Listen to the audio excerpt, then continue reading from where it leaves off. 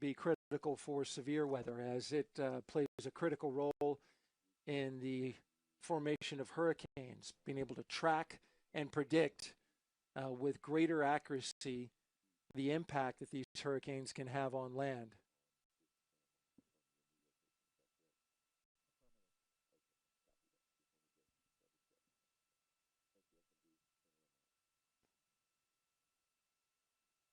The spacecraft engineering team has a number of cameras that they're looking at for today, many of them based at the bottom underneath the launch pad, and that's where they can see their equipment that shows how they get switched on internal power when they go to the battery power on board the spacecraft. It's a big moment to come off of shore power, which is the power on land, to then switch to internal. The spacecraft team likes to have those batteries charged up as much as possible so that when they go into orbit, should they not get the signal right away, they can keep operating until they do get the signal. But they do very much, get those batteries charged as much as possible before they switch over to internal power. Yes, and like you were saying, that switch over is just basically the spacecraft no longer relying on the ground systems for that power. As you just mentioned, the spacecraft is able to rely on its own internal power at this point.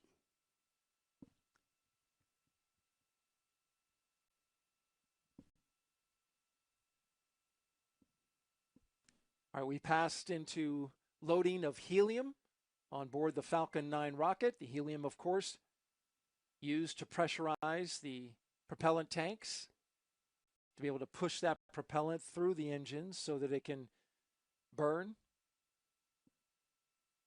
Coming up at T-minus 20 minutes and 30 seconds, we'll start chilling the strong back so that we can load those propellants into the second stage. Yes, and we're going to see the effect of that on the second stage when those tanks start venting. Stage 2 lots. RP1 load is complete. It's much warmer here in Vandenberg than it's going to be inside of those tanks. So as a result, we're going to see that gas boiling off and venting out of the system in order to maintain the tank's pressures. And there you see it venting out. The beginning of the chilling process of the strong back to load that super chilled liquid oxygen into the second stage. You're watching live coverage of Sentinel 6B. This is the Mission Director Center at the Vandenberg Space Force Base.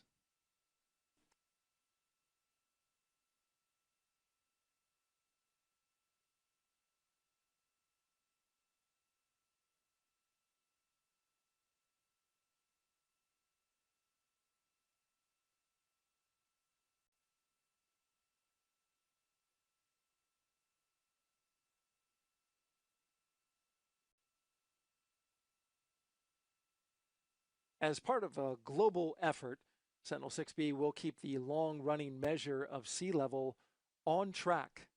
Let's take a closer look now at its real-world impacts. Sentinel 6B is this really exciting high-tech satellite mission where we're measuring the height of the ocean from space. If we think about shipping, national security, fisheries, all of these depend on this information. The ocean is very dynamic, it changes all the time. Having a measurement really is important towards understanding what's happening with the ocean, both in real time, but also in terms of forecasting. We're in the business of trying to avoid emergencies, not just respond to them after the fact. Sentinel-6 is a unique project. So it consists of 2 satellites built as twins, and the first one was launched, Sentinel-6 Mike Freilich, in 2020. The second one was built in parallel. We literally have hundreds, if not thousands of people working to build these programs together. So Sentinel-6 Michael Freilich has been looking at the Earth, sea level around the globe, and now Sentinel-6B is going to take over. We've been tracking changes to sea level using satellites since 1992, so it's been more than 30 years now. The way the Sentinel-6B measures is it sends a radar signal down to the surface of the ocean and measures how long it takes that signal to get back to the satellite. And from that, we can really get a very accurate measurement of how sea levels are changing locally and on a global scale, down to about a 1-inch accuracy. Very dangerous dangerous Hurricane Milton rapidly approaching the west coast of the Florida Peninsula with multiple life-threatening hazards.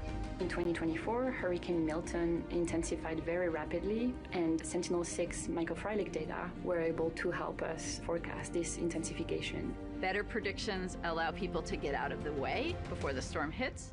It allows them to take measures to protect their homes and their businesses. It allows emergency crews time to set up. All of these things are going to save lives. That's the goal, is really to have data that's available within hours of the observations. Sea level measurements are really critical to a number of different industries. So if you think about the packages that show up at your home, the expectation is that they arrive on time and arrive quickly. And Sentinel-6B can provide us the information we need to understand how to move things as quickly as possible from one part of the Earth to the other. So from a national security perspective, the U.S. military has installations all across the globe in coastal areas. Understanding the change in water level is really critical to preparedness. With fishing, that data is used to understand where the fish are, how healthy they are, how they can be sustained, and how they can be managed better. Sentinel-6B carries on this legacy of measuring sea level in a very consistent and very accurate manner. Sentinel-6B will really propel us into the next decade and continue that sustained, highly accurate observation. And understanding how water is moving in the open ocean, how it's moving close to the coast, that's really important information for us to protect our way of life.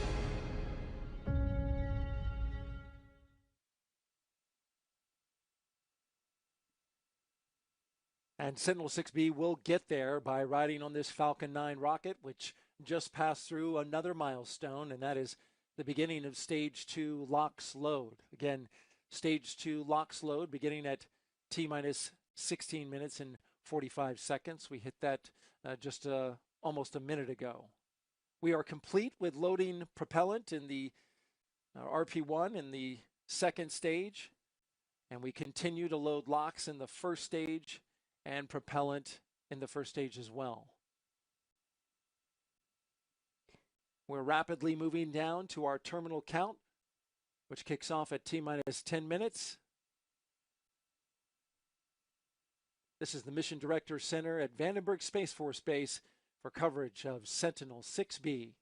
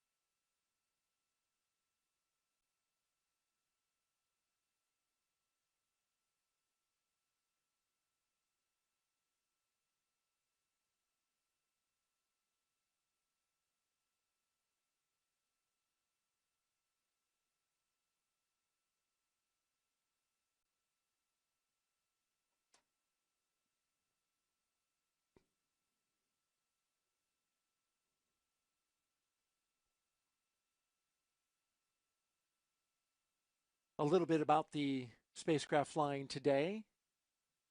Sentinel-6B is about the length of a pickup truck. It flies 830 miles above the Earth, about 1,200 kilometers, circling the planet about 13 times a day at over 16,000 miles an hour. In about 10 days, it covers nearly 90% of our oceans. And it does so with that 66-degree tilt, that inclination that allows it to make those sweeping observations. Power for Sentinel-6 comes from 4 solar panels that feed a 200 amp hour battery built from more than 1,100 lithium-ion cells.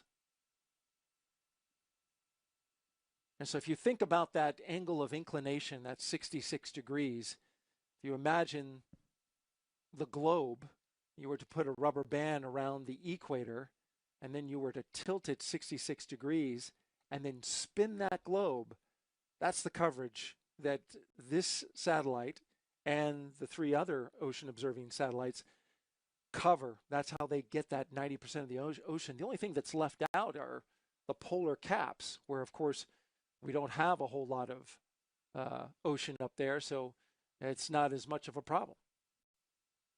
We're continuing to mark the milestones as we count down to our T0 of 9:21 and 42 seconds. Now sitting at T-minus 12 minutes. We started loading locks on the second stage. And a little bit deeper into the count, we've got some other major milestones. Yeah, coming up at about T-minus 7 minutes, we will be in the terminal count and hear that engine chill has begun on the first stage. You said 6-7, and I started waving my hands, just for the record. The payload, of course, is Sentinel-6B, and it's joining that global network known as the Copernicus program that's been tracking ocean and atmospheric weather since 2014. And it builds on the long-term global sea level data that began in 1992 by the French-U.S. Topex Poseidon satellite. And that was then followed by the Jason series of satellite missions. The data that we receive from these satellites helps to develop the models that drive every modern weather and forecast. Agencies such as NOAA use this data to refine storm and climate pattern predictions. And we just got a call out that the spacecraft is on internal power. It's a little early, but obviously that's something that they calculated. Eventually we go to internal power for both the spacecraft and the rocket.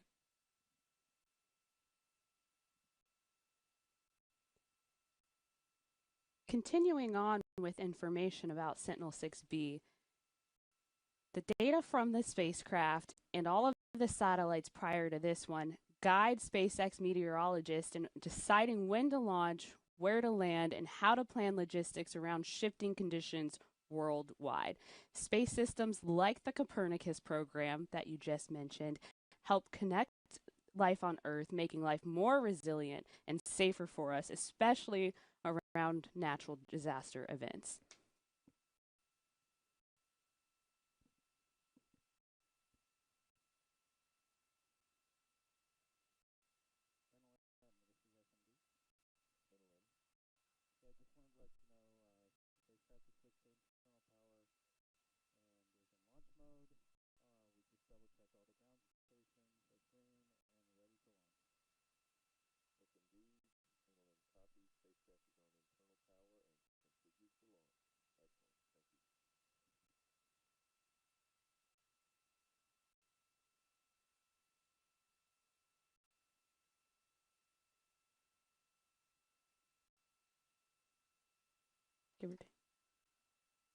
We're inside of T-minus 10 minutes and counting.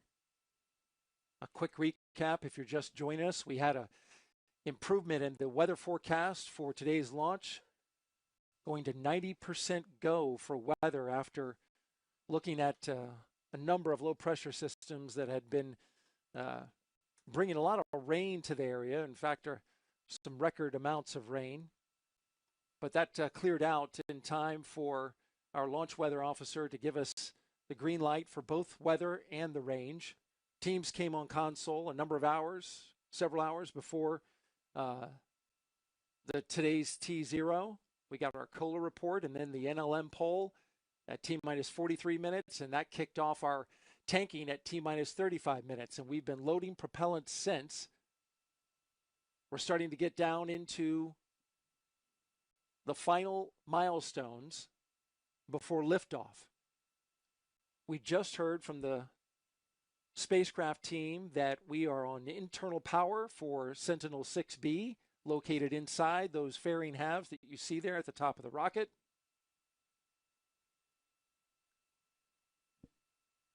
And as we approach these final minutes, we have a number of milestones that are coming up. That first milestone that's coming up is T-minus 7 minutes. When we reach that point, we are then in the terminal count and Falcon 9 will begin engine chill. Prior to any propellant flowing, the plumbing on the engines are chilled down, and this just prevents any thermal shock of the system when the cryopropellant liquid starts flowing at a higher flow rate. If you think about it like a glass cup, and you pour very cold liquid in that, if that glass cup is at room temperature and you just shock that cup with the cold liquid, it could crack. The same thing is being done here.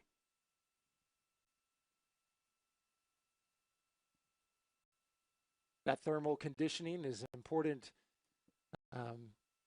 as you mentioned, for all aspects, especially the engines when they're getting ready to fire up. But we also, pre-chill the lines.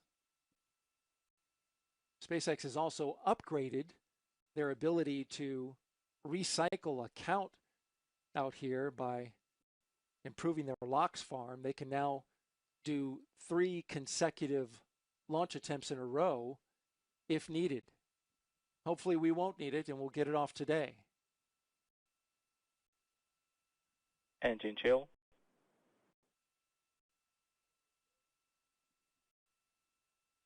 And there's the stage 1 engine chill that you mentioned. Now in about a minute, RP1 loading for the first stage will wrap up,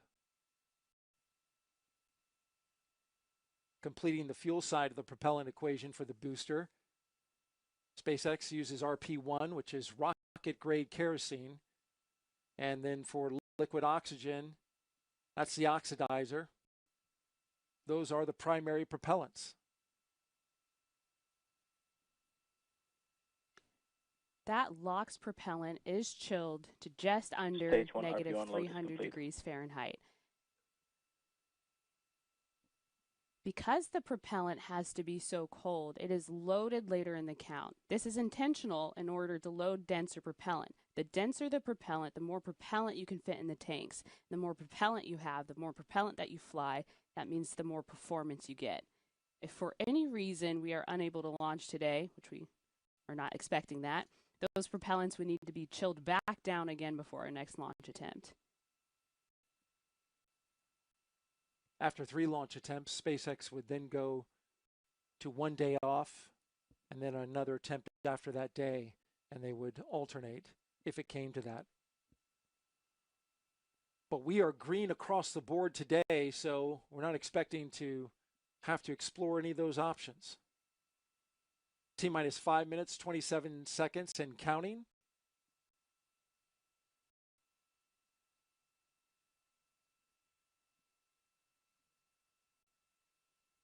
Up next, looking to start pressurizing the tanks for strong back retract.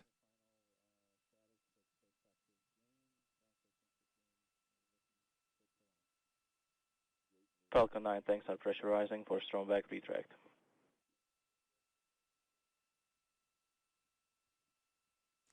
That strong back, which is giving the rocket its support right now, also known as the transporter erector, it's going to start retracting from the rocket here at T-minus 4 minutes and 30 seconds, so in just a few seconds.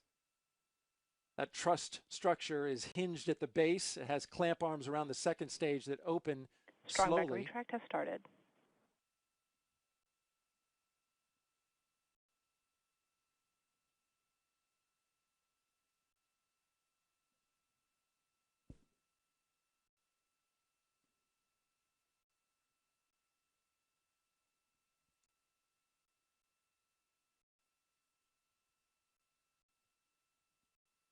And there go the clamp arms, opening up, releasing the rocket. And now we have the final NLM poll. LD? Yes, LD. NASA is go for the Sentinel 6B launch. Copy all. Good news.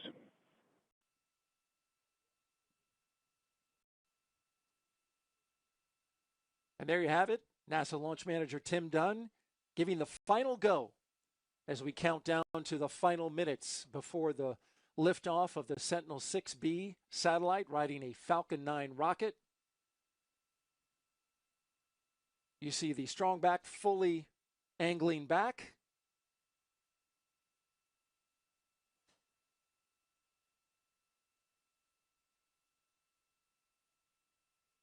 It's a good visual indication that we are right on time.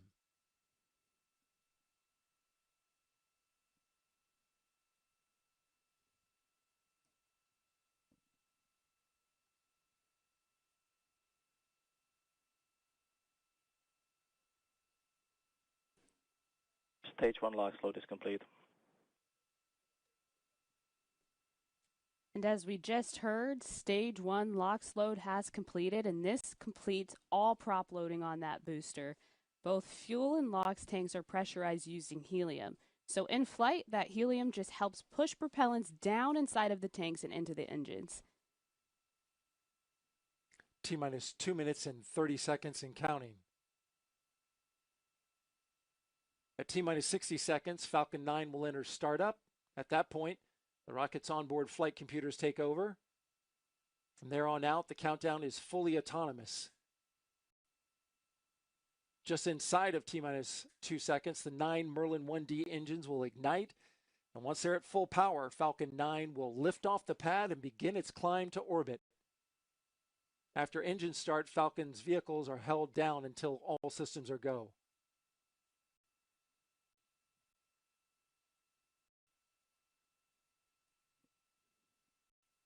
Stage 2 LOX load is complete. And there we have it. Stage 2 LOX load has completed. And that concludes stage 2 prop loading entirely. And as we can see now on the live video feed of the Falcon 9 rocket standing proud and tall, you can see white gas venting from the rocket. That gas is not smoke, Daryl. It is actually oxygen venting from the tank, maintaining those tanks' pressures. We just heard the call out for gas closeout. It's beginning. This just means that the tanks will be topped off and the vents will be sealed to maintain tank pressure.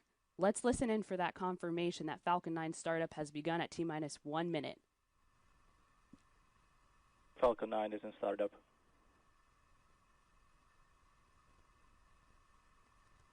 At this point, the autonomous flight computers have taken over the launch countdown, and stages 1 and 2 are pressurizing for launch. LD is go for launch. We just heard the SpaceX launch director give the final go.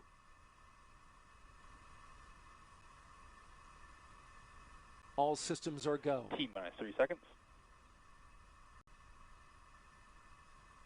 The range is green. Weather is green. The final seconds of countdown. T-minus 15 seconds. T-minus 10, 9, 8, 7, 6, 5, 4, 3, 2, 1. Ignition. And liftoff of Falcon 9. Go SpaceX, go Sentinel 6B. Sentinel 6B rising, extending nearly 4 decades of the precise sea level record from space.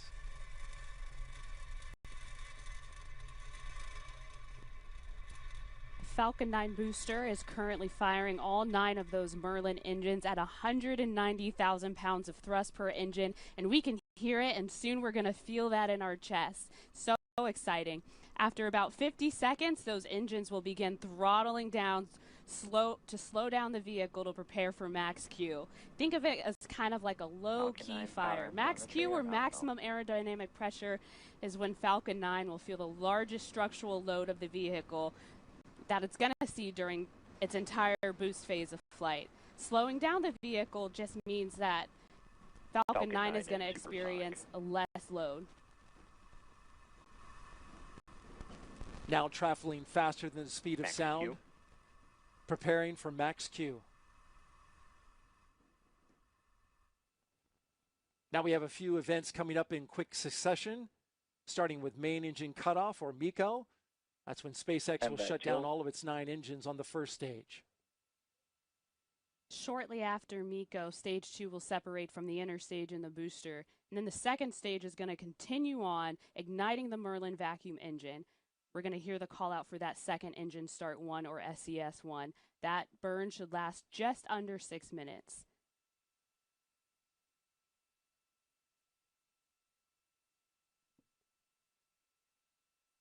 lot of clouds in the area, so our ground shots not able to pick up that traditional flight into the night sky, but we are looking right down the barrel of the first stage with the onboard camera.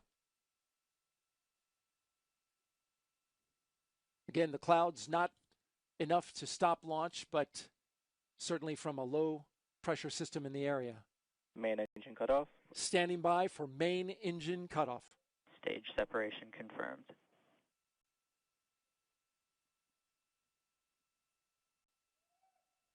MVAC ignition. Stage 1 boost back startup.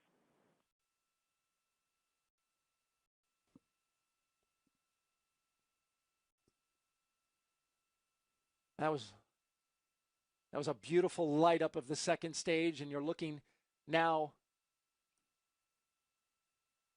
getting ready for the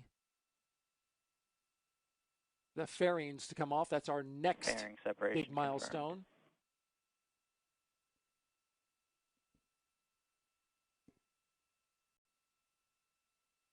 And there go the fairings.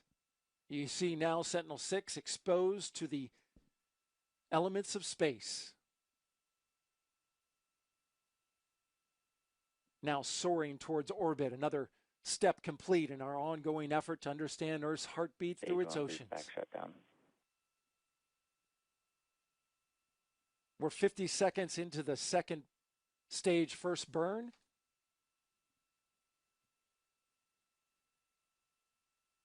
And now the first stage booster basically hitting the brakes by firing 3 of its 9 engines to reverse course and head back down towards the landing zone.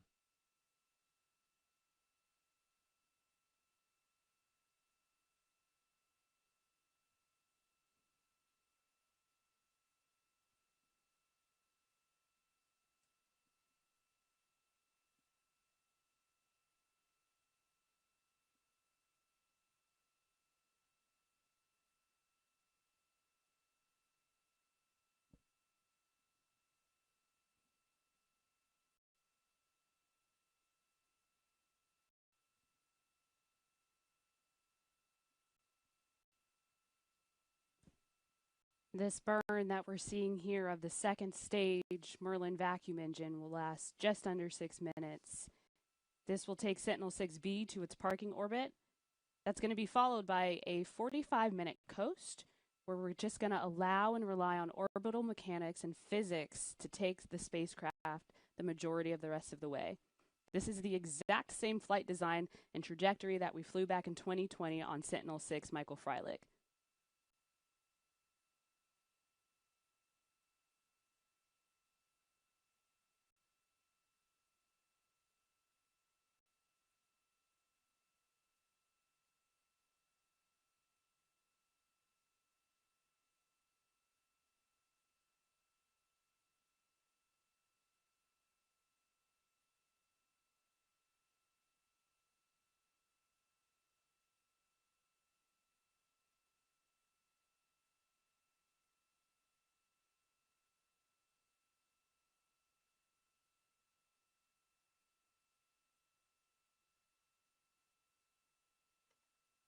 Takes first stage booster heading back down to the landing zone, which was formerly the Space Launch Complex 4 West.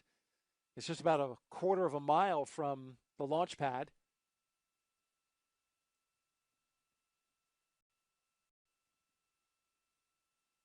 So if you're in the area, you will expect to hear the double sonic boom once it breaks the sound barrier on the way back down.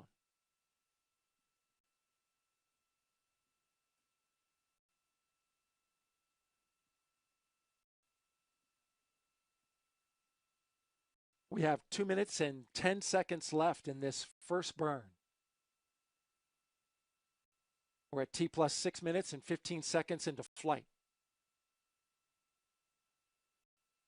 First stage entry burn, just a minute away.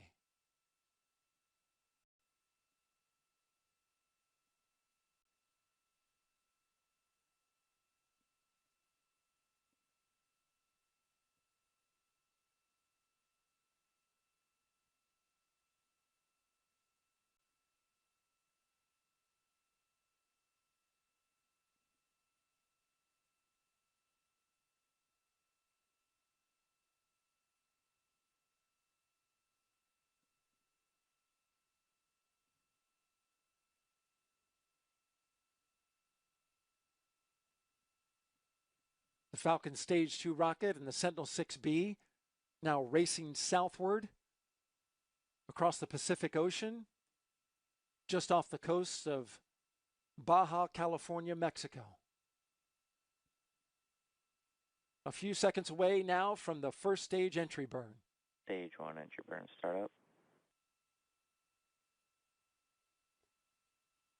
And there we have it. That first stage entry burn has just begun. That landing burn, Stage 2 is it's in going to terminal last about guidance. 25 seconds. That burn just helps reduce the speed of the vehicle to ensure a softer touchdown of the booster. Falcon 9 is using a few of the Merlin engines and 4 grid fins to help guide and orient the booster on its way down.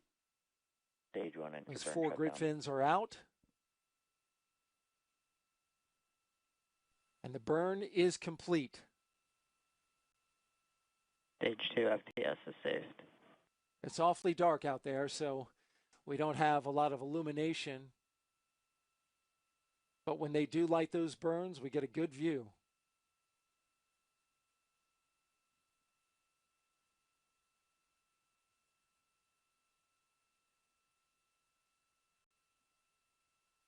So look at our ground track. MVAC shut down.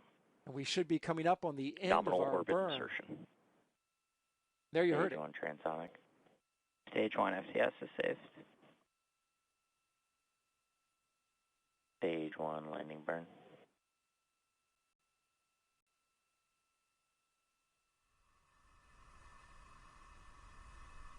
A good first burn. Now here comes the booster. Back down on land.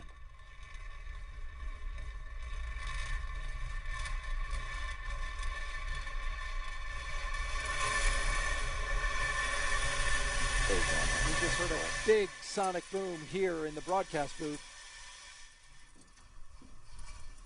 The landing pad coming into view, 4 landing legs extended. And there you heard it. The booster, its job complete, back on land, and ready for another flight. My goodness, Daryl, that never gets old. That was really loud. That was pretty awesome.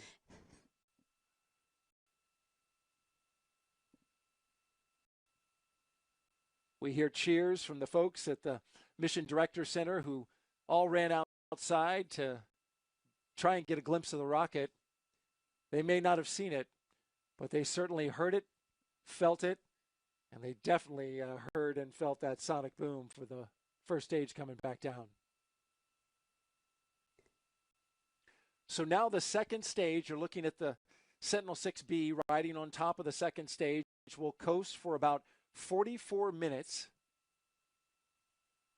And then we'll go to a second burn of that MVAC-D engine, only about 11 seconds or so. And that'll be followed by a big moment, the separation of the Sentinel 6B from the second stage rocket. How you feeling so far, Nikki? Oh, man, I feel great. This is incredible. I'm just so honored and humbled to be here, be a part of this rich and long history. Very cool moment. Like I said, it just never gets old, feeling and hearing those sonic booms, hearing our partners run outside and cheer for that incredible moment. And there's plenty of work to go. As we continue, we will monitor the progress of the coast phase and bring you some videos to tell you a little bit about Sentinel 6B and its mission. We hope you stick around. And then ultimately, that deployment about 42 minutes from now. You're watching live coverage of Sentinel 6B. This is the Mission Director Center at the Vandenberg Space Force Base.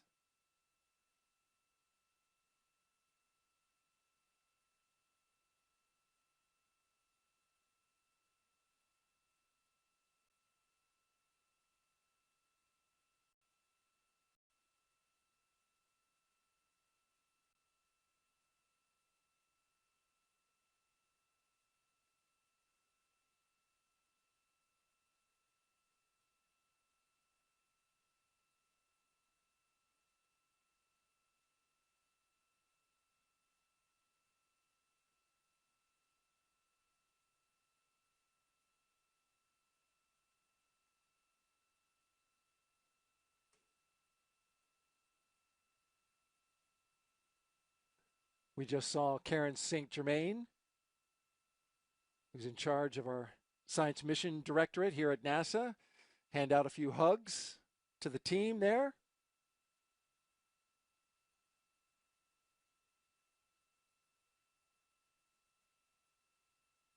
And there in the back of the room, coming back from the view outside, Nadia Venegrova Schiffer, our Sentinel-6 program scientist, there in the back of the room. Great anticipation as we now march towards the second burn and separation.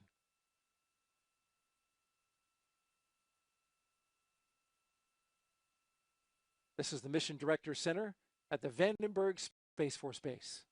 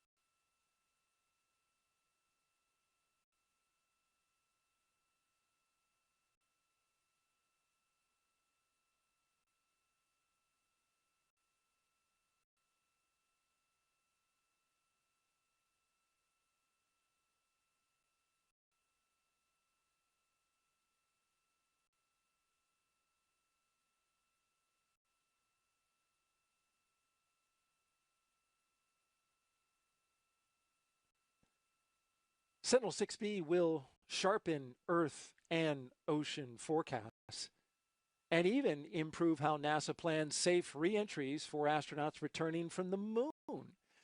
And as NASA prepares for those future crews, let's get you caught up on Artemis II, a crewed test flight around the moon, now just months away.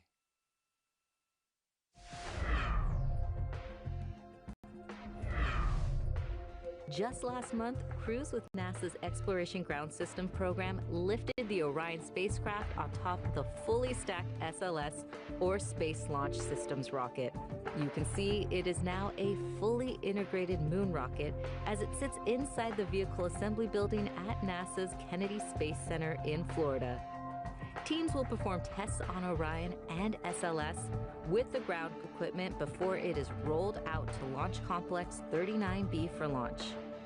Orion is set to take NASA astronauts Reed Wiseman, Victor Glover, Christina Cook, and Canadian Space Agency astronaut Jeremy Hansen around the moon and back during the 10-day Artemis II test flight.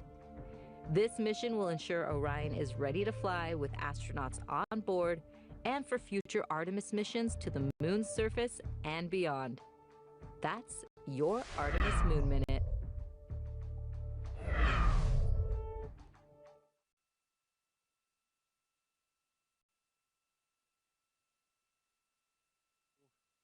With the Artemis II mission and its test flight around the moon. But right now we are focused on Sentinel-6B, currently in a coast phase. To recap for you, we launched at 9:21:42 seconds Pacific Standard Time from the Vandenberg Space Force Base here along the central coast of California. We have been flying for 16 minutes. We had a good first burn of the first booster, and then the second stage had a good first burn and good orbital insertion. And so now there'll be some modification of how Sentinel-6B is oriented with regards to flying through space. And Nikki Russell, our Vehicle Systems Engineer with Launch Services Program, and our co-commentator for this evening. It's interesting, there's an instrument on board Sentinel-6B, the Advanced Microwave Radiometer, that has to have special care taken with regards to how much sun exposure it can have. Explain that. So, part of flight design and trajectory is spacecraft requirements. That's an input into those analyses. So as you just mentioned, this AMR, Advanced Microwave Radiometer, which is a NASA-provided microwave radiometer that measures path delay due to atmospheric water vapor along the altimeter path. It has some sensitivities. It's sensitive to solar exposure through its aperture, so as a result, Sentinel-6B must separate in an orientation which protects it from the sun's view. SpaceX's Falcon 9 rocket is able to do this by taking advantage of its internal flight software, which tracks the sun's location relative to the spacecraft in each position. So eventually we will get illumination and pick up the signal of the second stage, which has a camera on it, and the cameras we've been seeing, both of the engine and of the Sentinel-6B. And we'll note that it is turned at that angle, that special angle, to keep that special equipment away from the sun. Don't want to burn its eyes. Exactly. Me and you, we use sunglasses. Yes. But Sentinel-6, we just turn it away. Perfect. Don't look. Don't look at the sun. Or T plus 18 minutes and counting. This is launch coverage of Sentinel-6B, live from Vandenberg, California, at NASA's Mission Director Center.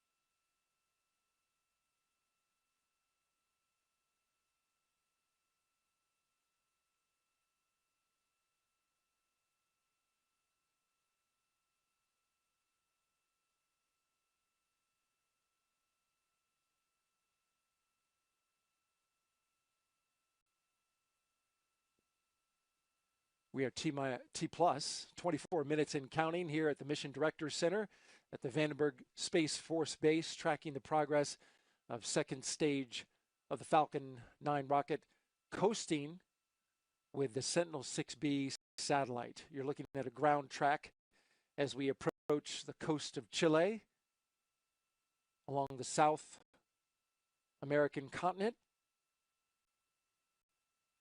Sentinel-6B is giving NASA the most precise sea level data yet once it goes into orbit and gets operational. And this will be critical for communities living on the coast, just like right there in Chile. Here's more on why that matters.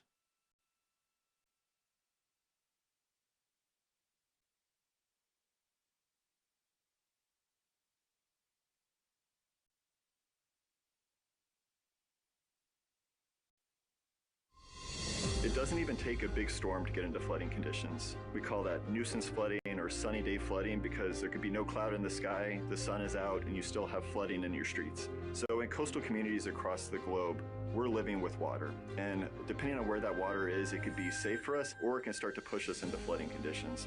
Sentinel-6B provides us with the data that we really need to prepare for the changes that are underway and that might occur in the future. So the way the Sentinel-6B measures is it sends a radar signal down to the surface of the ocean and measures how long it takes that signal to get back to the satellite. And from that, we can really get a very accurate measurement of how sea levels are changing locally and on a global scale, down to about a 1-inch accuracy. Sentinel-6B provides us really critical information we need for planning and preparing for the changes that we see from day to day, from decade to decade. Communities that were built over a century ago were built in such a way they knew where the average high tide was and were built with kind of a safety factor. They knew it wouldn't flood all the time. As sea levels change, however, we start to push into flooding conditions. So your high tide that maybe wasn't a problem in the past now becomes a problem and leads to flooding, to impact to businesses. So it's really important that we're able to track those changes over time.